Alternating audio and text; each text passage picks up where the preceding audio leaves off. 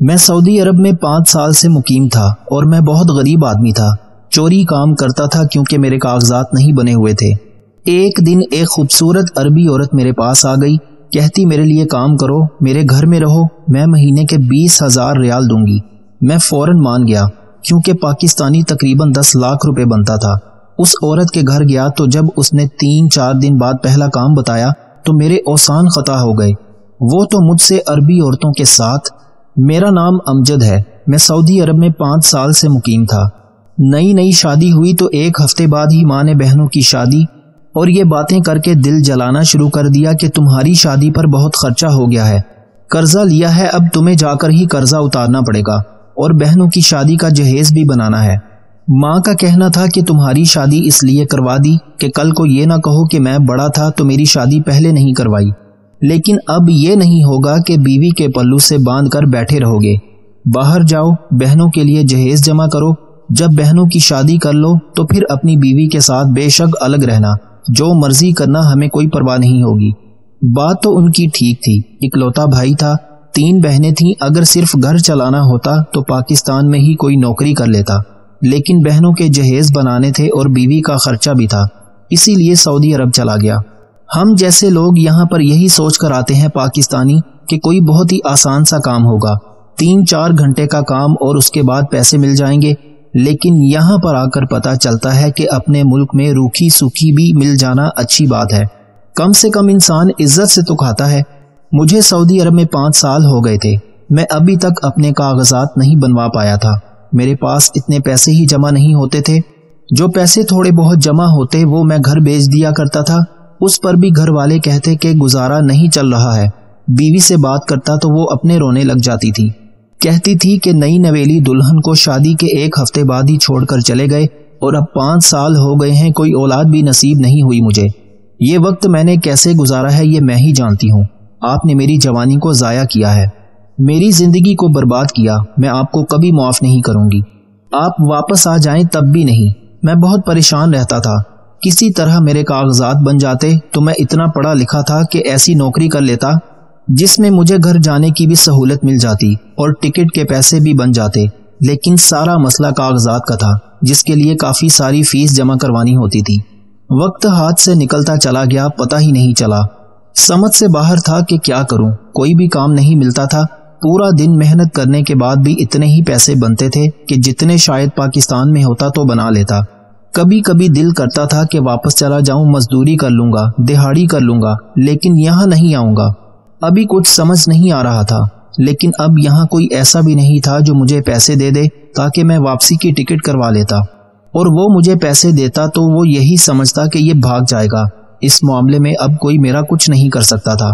ایک دن ایک bus stand پر میں بیٹھا ہوا تھا. رات کا وقت تھا. گھر بھی نہیں جا سکتا تھا کیونکہ جو کمرہ لیا تھا اس کا کرایہ دینا تھا. میری جیب میں پیسے تو تھے کہ کرایہ دے دیتا, لیکن پھر کھانے کو میرے پاس 1 روپیہ بھی نہیں ہونا تھا. جب ایک عورت بھی وہاں آ کر کھڑی ہو گئی. عورت کافی لمبی تھی. اس نے لمبا سا کالا چوغا پہن رکھا تھا, لیکن چہرے پر سے نقاب ہٹایا ہوا تھا. دیکھنے میں کافی خوبصورت لگتی تھی, لیکن اس وقت کوئی بھی چیز میری آنکھوں کو اچھی نہیں لگ رہی تھی. مجھے تو اپنا آپ بھی اچھا نہیں لگ رہا تھا. اس نے کہا کہ پریشان لگ رہے ہو. یہاں پر کچھ لوگوں کو اردو بولنا آتی تھی. ویسے بھی اس کے لہجے سے لگ رہا تھا کہ جیسے اس نے ابھی ہی اردو بولنا سیکھی ہے. میں نے کہا کہ آپ کا لہجہ تو کافی صاف ہے. تو کہنے لگی کہ مجھے 7 سے 8 زبانیں آتی ہیں. اردو تو میرے باپ کی زبان تھی اور میرا کام ہی ایسا ہے. میں نے کہا کہ کیا کام ہے آپ کا؟ تو وہ آگے سے مسکرا دی اور بولی, تم کام کرو گے؟ کیونکہ جس طرح سے تم بیٹھے ہو لگتا ہے تم بہت پریشان ہو, اور آج کل ہر پریشانی کا حل پیسے میں ہی ہے. اگر جیب میں پیسے ہوتے تو کبھی بھی ایسے نہیں بیٹھے ہوتے. میں نے اس سے کہا کہ تم ٹھیک کہتی ہو, میرا مسئلہ بھی دولت ہی ہے. مجھے پیسوں کی ضرورت ہے, لیکن مجھے کوئی بھی ایسا کام نہیں مل رہا جو میری ضروریات کو پورا کر سکے. اس نے کہا کہ مجھے بھی کچھ ایسے ہی انسان کی تلاش تھی جو بہت زیادہ مجبور ہو, کیونکہ مجبور لوگ محنتی ہوتے ہیں. تم میرے ساتھ میرے گھر چلو اور وہیں رہو, میں تمہیں ایک کام بتاؤں گی. تو میں نے کہا کہ آپ نے تو میرا نام تک نہیں پوچھا اور کام دینے کی بات کرتی ہیں. ویسے یہاں پر یہ سب ہونا نارمل تھا, کیونکہ ادھر لوگ سیدھی بات کیا کرتے تھے, زیادہ لمبی بات کوئی بھی نہیں کرتا تھا. اس نے کہا کہ تمہارا نام بھی پوچھ لوں گی. میں نے کہا کہ کام کس نوعیت کا ہوگا؟ اگر آپ نے مجھ سے اپنے گھر کے کام کروانے ہیں تو میں معذرت چاہتا ہوں کہ میں پہلے بھی کسی کے گھر میں کام کر چکا تھا، لیکن یہ لوگ بڑے ظالم تھے، کام زیادہ کرواتے تھے، پیسے کم دیتے تھے۔ ایک گھر میں نے 2 مہینے کے لیے کام کیا، وہ بھی ایک عورت تھی جو مجھ سے بہت زیادہ کام کرواتی تھی اور پیسے کم دیتی تھی۔ پھر بھی میں مجبوری میں کام کرتا رہا، لیکن مجھے پتا چلا کہ وہ مجھے اسی برتن میں کھانا ڈال کے دے رہی تھی جس میں اپنے کتے کو کھانا دیا کرتی تھی۔ میں نے فوراً وہ نوکری چھوڑ دی اور قسم کھائی کہ اس طرح کا کوئی بھی کام نہیں کروں گا۔ اس نے کہا کہ فکر نہیں کرو، اس طرح کا کوئی کام نہیں ہے۔ میرے گھر میں کام کے لیے پہلے ہی 2 سے 3 نوکر ہیں اور تمہیں میرے لیے کام کرنا ہے، میرے گھر کا کام نہیں کرنا، اور میرے ساتھ رہنا ہے۔ کام کی نوعیت میں تمہیں گھر جا کر سمجھا دوں گی، فکر نہیں کرو۔ میں نے کہا کہ مجھے پیسے کتنے ملیں گے؟ میں پہلے جگہ جگہ سے دھوکہ کھا چکا تھا، اس لیے پہلے ہی پیسوں کی بات کر دی، کیونکہ پیسوں کے لیے ہی تو انسان کام کرتا ہے۔ اپنی محنت کی اجرت مانگنے میں بھلا کیسی شرم؟ اپنے وقت اور محنت کے پیسے مانگنا کوئی بھی بری بات نہیں ہے۔ اس نے کہا کہ میں تمہیں 1 مہینے کے 20,000 ریال دوں گی۔ یہ لفظ سن کر میں حیران اور پریشان رہ گیا اور اس قدر شدید رد عمل دینے پر مجبور ہو گیا۔ میرا منہ کھل گیا اور میں نے کہا کہ کیا 20,000 ریال؟ کیونکہ 20,000 ریال کوئی چھوٹی رقم نہیں تھی، یہ پاکستانی تقریباً 10 لاکھ روپے بنتے تھے، اور پاکستانی 10 لاکھ روپے اگر میں 1 ماہ میں بھیجتا اور کچھ پیسے اگر یہاں بھی لگا لیتا تو کم سے کم بھی مہینے کے 7 سے 8 لاکھ روپے گھر بیچ سکتا تھا۔ میری بہنوں کی شادی 1 سال کے اندر ہی ہو جانی تھی، اس کے بعد میں بھی اپنے گھر جا سکتا تھا۔ میں نے اسے کہا کہ میں تمہارے لیے کام کروں گا، اور اس کے بعد میں نے اس سے کوئی اور بات نہیں کی۔ اس سے میں نے اتنا کہا کہ پکی بات ہے، پیسے تو دو گی نا؟ اس نے کہا کہ ہاں تمہارے لیے یہ پیسے زیادہ ہوں گے، لیکن میرے لیے یہ پیسے زیادہ نہیں ہیں۔ راستے میں جاتے ہوئے اس نے میرا نام بھی پوچھا اور یہ بھی پوچھا کہ کس ملک سے ہو۔ اس کے بعد اس نے کہا کہ بہت اچھی بات ہے، مجھے آپ پر بہت بھروسہ ہے۔ اس نے مجھے ایک کمرہ بھی دکھایا جو دوسری منزل پر تھا، اور کمرے کے ساتھ ایک باتھ روم بھی تھا۔ اس نے کہا کہ جب تک میں یہاں ہوں ادھر ہی رہوں گا۔ میں نے کہا کہ میرا کام؟ تو اس نے کہا کہ تمہارا کام جلد ہی بتا دیا جائے گا، تمہیں اپنا حلیہ ٹھیک کرنا ہے۔ میں نے اپنے آپ کو دیکھا، جب میں شادی کر کے آیا تھا اس وقت میری عمر صرف 22 سال تھی۔ ابھی بھی میری عمر کچھ زیادہ نہیں تھی، میں 27 سال کا تھا، اور 27 سالہ نوجوان تو عین جوانی کے وقت میں ہوتا ہے، لیکن ٹینشن نے میری ایسی حالت بنا دی تھی کہ جیسے میں 30 سال سے اوپر کا آدمی بن چکا ہوں۔ لوگ اپنا خیال بھی رکھتے ہیں جو میں نہیں رکھتا تھا، لیکن ٹینشن سے ہی انسان خراب ہوتا ہے۔ اس نے کہا کہ تمہیں اپنا حلیہ اور صحت درست کرنی ہوگی، اپنا حلیہ بھی بہتر بنانا ہوگا، تمہیں بہت زیادہ مہذب اور خوبصورت نظر آنا ہے، کیونکہ یہ کام ہی ایسا ہے۔ میں دماغ میں سوچنے لگا کہ ضرور کوئی پبلک ڈیلنگ کا کام ہوگا، اس کے لیے تو واقعی انسان کو بالکل ٹھیک ٹھاک ہونا چاہیے، بالکل ٹپ ٹاپ ہونا چاہیے، کیونکہ انسان کی شخصیت کبھی کبھی اس کے الفاظ سے پہلے ہی بول پڑتی ہے۔ میں نے کہا کہ ٹھیک ہے، جیسا آپ کہیں گی ویسا ہی کروں گا۔ جو انسان آپ کو مہینے کے 10 لاکھ روپے دے رہا ہو، اگر وہ یہ کہے کہ ایک ٹانگ پہ کھڑے ہو جاؤ تو آپ بے شک ایک ٹانگ پہ بھی کھڑے ہو جائیں گے۔ 5 سال میں پہلی دفعہ مجھے سکون کی نیند آئی، بستر بھی بہت صاف، ورنہ تو ہم ایک کمرے میں 8 لوگ ایک کمرے میں کیسے سوتے تھے یہ ہم ہی جانتے ہیں، اور دماغ میں کوئی ٹینشن بھی نہیں تھی۔ جب سے اس نے پیسوں کے بارے میں بتایا تھا اس کے بارے میں ہی سوچ رہا تھا۔ اتنے سارے پیسوں سے تو میرے سارے مسئلے حل ہو جانے تھے۔ میں 6-7 مہینے بعد اپنی بیوی سے ملنے بھی جا سکتا تھا، لیکن میں نے ان لوگوں کو اس کے بارے میں کچھ بھی نہیں بتایا کہ پیسے آ جائیں گے تو بھیج دوں گا اور کہوں گا کہ کوئی اچھی نوکری لگ گئی ہے۔ وہ لوگ یہ بات خود ہی سمجھ جائیں گے۔ میری بیوی کو دولت سے کوئی مقصد نہیں تھا، بس وہ کہہ رہی تھی کہ آپ واپس آ جائیں۔ پتہ نہیں میرے گھر والے اس کے ساتھ کیا سلوک کرتے تھے، وہ کچھ بتاتی بھی نہیں تھی، اور میرے پاس بھی پیسے نہیں ہوتے تھے کہ میں بار بار اسے فون کر سکوں۔ یہاں سے کال بہت مہنگی پڑتی تھی۔ اگلے دن مجھے صبح ہی جگا دیا گیا، نیند اچھی آئی تھی اس لیے نیند پوری ہو گئی۔ اس عورت نے مجھے ایک شخص سے ملوایا جس نے کہا کہ آج سے میں آپ کا ٹرینر ہوں، میں آپ کو ٹرین کروں گا۔ میں نے کہا کہ کس بات کے لیے ٹرین کریں گے؟ تو کہنے لگا کہ آپ کو تھوڑا سا فٹ کرنا ہے۔ عورت کے کہنے پر مجھے مردوں کے سیلون بھیجا گیا، جہاں پر میرے بالوں کا کلر بھی بدل دیا گیا، میرے ہاتھ پاؤں بھی صاف کروا لیے گئے، میری داڑھی شیو بھی بنائی گئی۔ میں پہلے سے بہت زیادہ مختلف اور اچھا لگ رہا تھا، لیکن ٹرینر صاحب نے پورا دن مجھ سے ورزش کروائی اور مجھے نئے کپڑے بھی لے کر دیے۔ مجھے تو ایسے سجایا جا رہا تھا جیسے میں کسی فلم کا ہیرو ہوں اور میں نے کسی فلم میں ہیرو کا کام کرنا ہے۔ 1 مہینے تک تمہیں اپنا خیال کرنا ہے، اس عورت کا نام جو بھی ہو، لیکن سب اسے کوکو کوکو کہتے تھے۔ میں نے وہاں کے نوکروں کو ایک عجیب بات کرتے ہوئے سنا۔ کہنے لگی کہ یہ ہے نیا بکرا جس کو کوکو لے کر آئی ہے، ویسے تو یہ بڑا ہی حسین ہے لیکن ادھر کا نہیں لگتا ہے، باہر کے ملک سے آیا ہے، تبھی تو اس کی باتوں میں آ گیا ہے۔ سچ کہوں تو یہ باتیں سن کے میں تھوڑا حیران بھی ہوا اور پریشان بھی۔ وہ کس بارے میں بات کر رہے تھے؟ کیا کوکو پہلے بھی اس طرح سے مردوں کو لایا کرتی تھی؟ ابھی تک اس نے مجھے ٹھیک سے یہ نہیں بتایا تھا کہ میرا کام کیا ہوگا، لیکن جس طرح یہ عورت باتیں کر رہی تھی ایسا لگتا تھا کہ یہاں پر مجھ جیسے مرد آتے جاتے رہتے تھے۔ شکل و صورت کا اچھا تھا تو کیا وہ مجھے صرف اس لیے لے کر آئی تھی کیونکہ میری شکل و صورت اچھی تھی، کہ کہیں یہ مجھ سے شادی تو نہیں کرنا چاہتی تھی، تبھی مجھے اتنا سجا سنوار رہی تھی؟ لیکن اگر ایسا ہوتا تو میں کبھی بھی اس سے شادی نہ کرتا، چاہے وہ مجھے 20 کی جگہ 40,000 بھی دیتی، میں تب بھی اس سے شادی نہ کرتا۔ میں نے اپنی بیوی کو دیا ہی کیا تھا، کچھ بھی تو نہیں دے سکا تھا اسے۔ ان 5 سالوں کے انتظار کے بعد اگر میں اس سے بے وفائی کرتا، اسے 5 سالہ انتظار کے تحفے میں بے وفائی دیتا، تو پھر مجھ سے زیادہ ظالم شخص کوئی اور نہیں ہوتا۔ پہلے ہی مجھ پر اتنی مصیبتیں آئی ہوئی تھیں، میں اس کے دل سے بد دعا نہیں لینا چاہتا تھا، لیکن اس عورت کو دیکھ کر لگتا نہیں تھا کہ وہ مجھ سے شادی کرے گی۔ اس کے پاس دنیا کی ہر چیز تھی، دولت شہرت تھی، گھر تھا، پیسے تھے، نوکر تھے، وہ ایک سڑک سے اٹھائے ہوئے شخص سے شادی کیوں کرے گی؟ اسے ایک دفعہ مجھے دیکھنے سے مجھ سے محبت نہیں ہو سکتی تھی، اور اس طرح کے فیصلے تو صرف محبت میں ہی کیے جاتے ہیں۔ اس کا مطلب کہ میں غلط سوچ رہا تھا کہ اس نے میری مدد کی تھی۔ مجھے اس کے بارے میں اس طرح کی باتیں نہیں سوچنی چاہیے تھی۔ مشکلوں اور تنگ دستی میں 5 سال 5 صدیوں کی طرح گزرے تھے، لیکن اچھے ماحول اور ایک ماہ کیسے گزر گیا پتہ ہی نہیں چلا۔ میں نے خود کو دیکھا تو حیران رہ گیا تھا کہ میں کیا سے کیا ہو گیا تھا۔ میں بہت ہی خوبصورت ہینڈسم لگ رہا تھا۔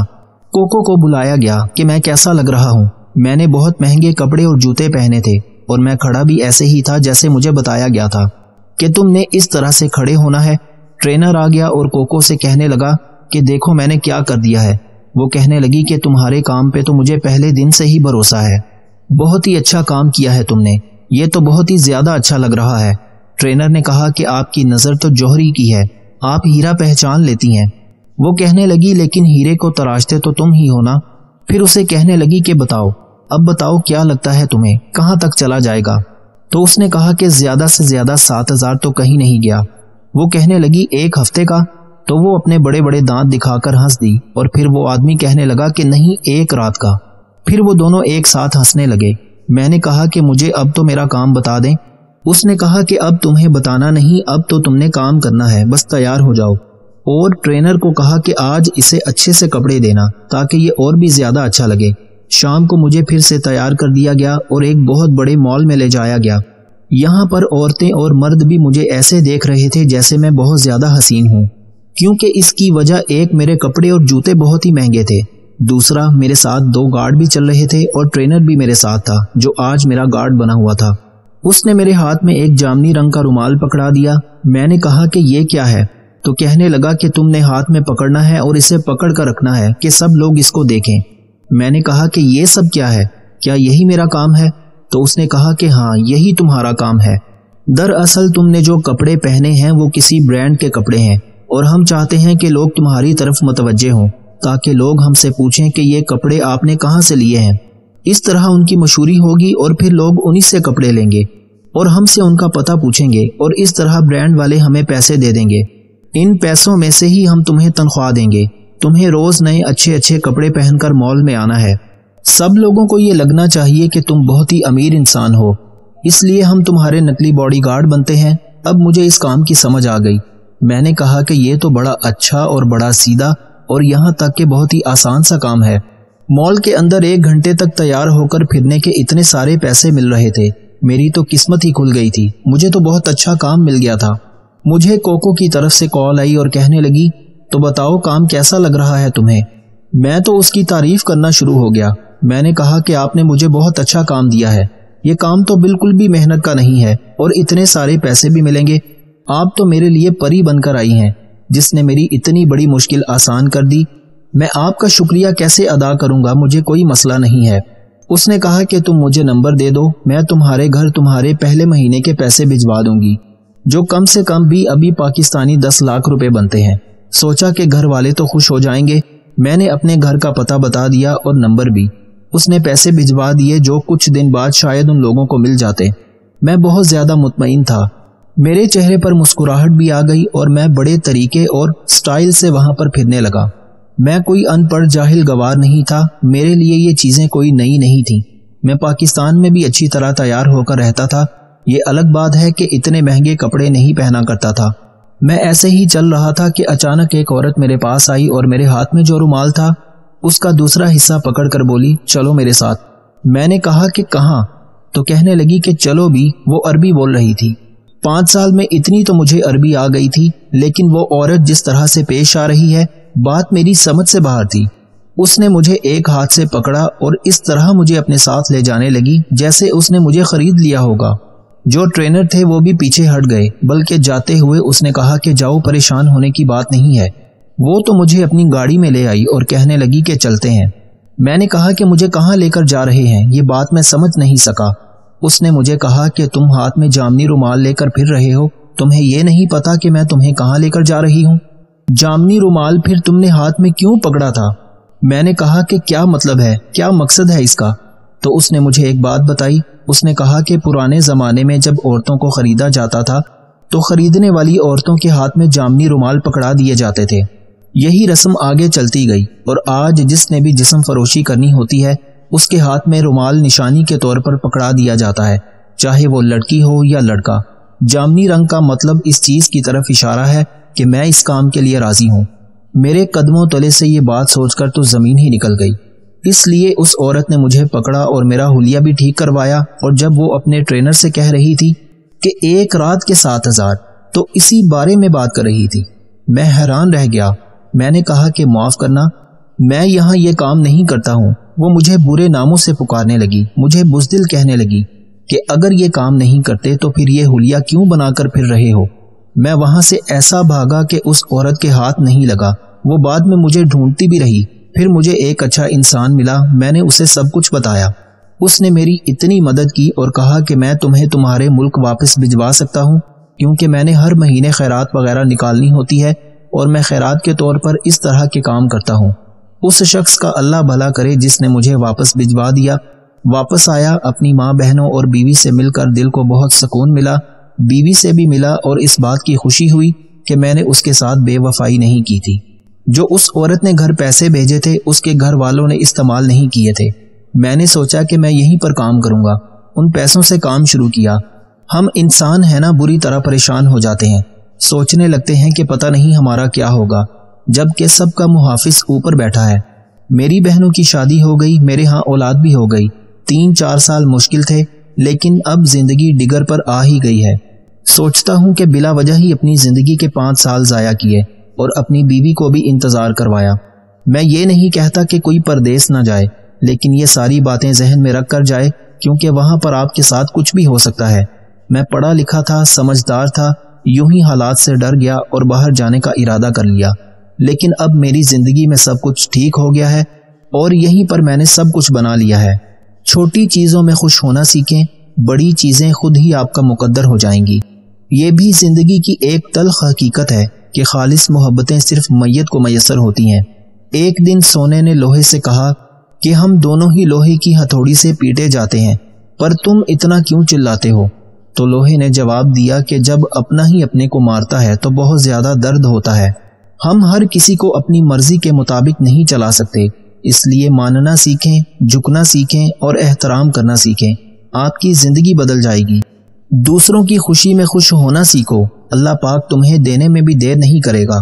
ایسے ہو گئے ہیں اس دور کے رشتے کہ اگر آواز تم نہ دو تو بولتے وہ بھی نہیں۔ پرانے دوستوں کی ایک خوبصورت ادا یہ بھی ہوتی ہے کہ کمبخت بوڑھے ہو جاتے ہیں مگر کبھی بڑے نہیں ہوتے۔ شرک کے بعد بدترین گناہ اللہ پاک کی مخلوق کو تکلیف پہنچانا ہے۔ کون کہتا ہے کہ دوریاں ہمیشہ کلومیٹرز میں ہی ناپی جاتی ہیں؟ کبھی کبھی خود سے ملنے میں بھی زندگی گزر جاتی ہے۔ دوسرے لوگ آپ کو کس طرح دیکھتے ہیں یہ بات معنی نہیں رکھتی، البتہ یہ بات معنی ضرور رکھتی ہے کہ آپ اپنے آپ کو کیسا دیکھتے ہیں۔ حضرت علی رضی اللہ تعالی عنہ نے فرمایا کہ جو عورت ہاتھ سے کپڑے دھوتی ہے وہ کبھی بھی ڈپریشن کا شکار نہیں ہوتی۔ ہاتھ سے کپڑوں کا دھونا ہر قسم کے رنج و غم اور دکھ پریشانیوں کو دور کرتا ہے۔ روزی کمانے میں اتنے بھی مصروف نہ ہو جائیں کہ زندگی جینا ہی بھول جائیں۔ اپنے بہترین وقت کو صرف نماز میں وقف کر دو، کیونکہ تمہارے سب کام تمہاری نماز کے بعد ہی قبول ہوں گے۔